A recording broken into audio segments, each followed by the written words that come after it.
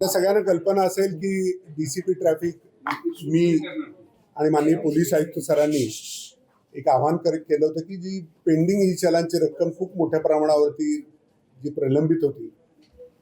तर त्याच्यासाठी काही 30 दिवसाचा ड्राईव्ह हा वाहतूक पोलिसांकडून सुरू करण्यात आला होता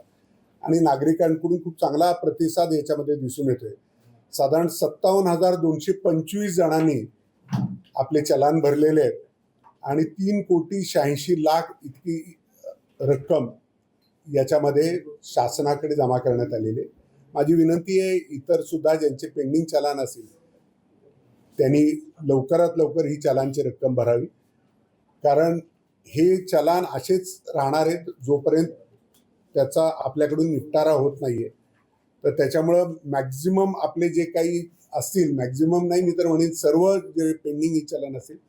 कृपया लवकरात लवकर ते कंपाऊंडिंग करून घ्यावं, अन्यथा पुढे मग न्यायालयासमोर केस जाऊ शकतील आणि लायसन्स कॅन्सलेशनसाठीचे प्रस्ताव तर निश्चितच जाणार आहेत.